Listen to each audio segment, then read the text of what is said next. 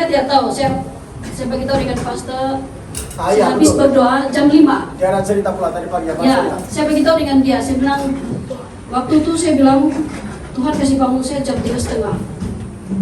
Ya. Saya keluar minum air, lepas itu saya masuk. Sebab itulah kebiasaan saya minum air sebelum saya mulai berdoa. Jadi saya masuk di bilik. Saya terasa ada lain, saya rasa lain. Saya bilang sama dia, hari ini kebangkitan.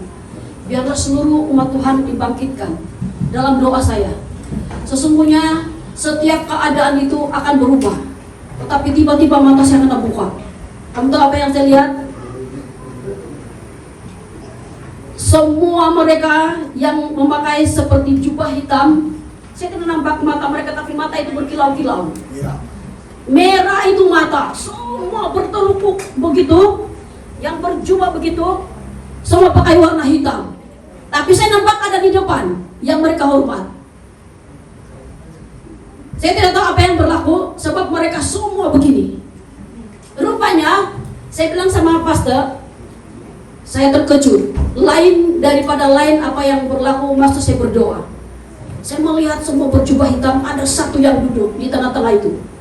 Rupanya begini yang terjadi pada hari ini. Dia beritahu, tapi secara penglihatan saya berdoa, saya tidak tahu begini yang berlaku pada pagi hari ini. Jadi, marilah kita semua jemaat Tuhan, pengalaman kita pada hari ini, kita dilawat pencurahan kuasa Roh Kudus yang begitu kuat dahulu, baru kita melihat kejadian itu.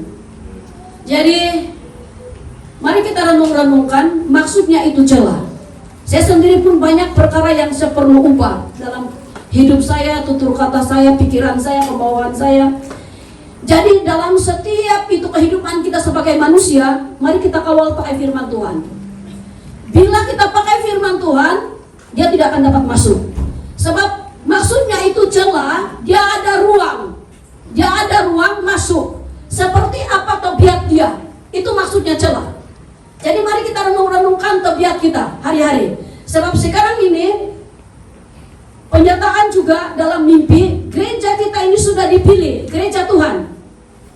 Sorry ya, bukan gereja kita, gereja Tuhan. Gereja Tuhan ini sudah terpilih masuk di dalam penyaringan terakhir, yaitu gandum dan lelang.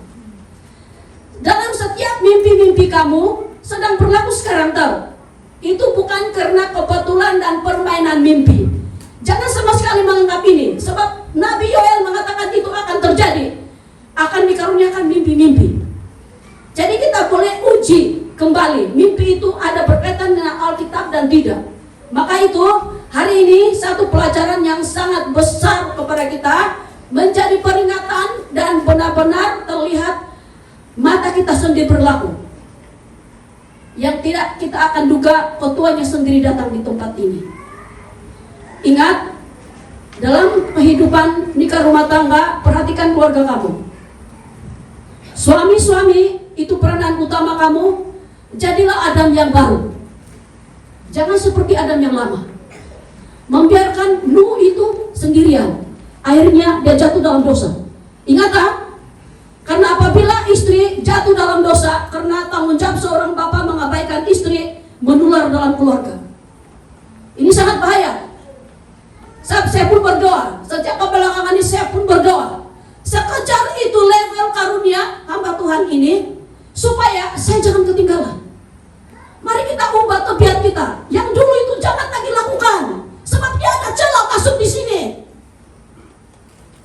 Dia ada ruang, maksud dia ada ruang. Mari kita selidiki kita punya tabiat. Di mana sudut dia masuk. Kalau itu lubang sudah kena tutup, dia tidak boleh masuk, sudah. Berarti kita akan masuk pengangkatan. Saya rasa kita semua mau rindu diangkat. Sebab beberapa anak muda sudah mimpi di sini, pengangkatan bumi ini menjadi sunyi. Jangan kita ketinggalan. Tiada sudah bilang jadwal hari ini ibadah. Tidak akan kita bertemu kalau pengangkatan sudah itu. Jadi ini masanya kita ada untuk waktu Tuhan memberi kita pelajaran. Saya sendiri juga banyak mau diubah. Jamaah Tuhan, jangan kamu pikir seorang istri pemimpin itu tidak ada kekurangan. Saya lagi lebih banyak kekurangan dibanding kamu semua. Makanya mari kita saling berdoa, saling mendorong antara satu sama yang lain, karena ini firman Tuhan katakan, saling menguatlah kamu, saling mendoronglah kamu. Jadi kalau kamu lihat satu yang lain dalam kelemahan, sebut nama dia di dalam doa. Dan mari kita berdoa sungguh-sungguh. Tidak perlulah kita susun kita punya waktu. Kita sendiri disiplinkan kita di hadapan Tuhan. Karena saya melihat kejadian tadi itu, saya tidak mengerti itu dalam doa saya, Tuhan saya sudah setia. Saya terkejut. Dia perlihatkan saya itu. Mereka semua tunduk sama dia, semua bertelukung, pakai hitam, mata mereka merah, melihat dia. Saya nampak duduk di dalam kursi dia itu, udah begitu. Tapi mata dia ada cahaya juga, tapi itu bentuknya semua merah, dia punya mata. Jadi saya berdoa pasar, berdoa. Saya berhenti sampai jam 5. Saya bangun jam 3:30, Roh Kudus kasih bangun, saya habis. Saya berdoa jam 5. Baru saya keluar, setrika baju pastor, cuci kain, apa semua. Saya memang dahului doa dulu, baru saya buat kerja. Mari ibu-ibu bangkit kita dalam doa. Marilah kita menjadi pendoa dalam rumah. Mari kita lapari segala pekerjaan Tuhan. Sebab kalau kekuatan secara manusia kita tidak akan mampu. Kita punya tempat ini sudah tersinarai. Berarti Tuhan mengasihi kita kalau kita tersinarai. Kuatkan iman kita, mari kita bersatu, lakukan kebenaran Tuhan. Jangan abaikan itu hukum Tuhan. Lebih lagi kita melakukannya. Begitu saja. Tuhan berkati. Serahkan kepada pemimpin puji.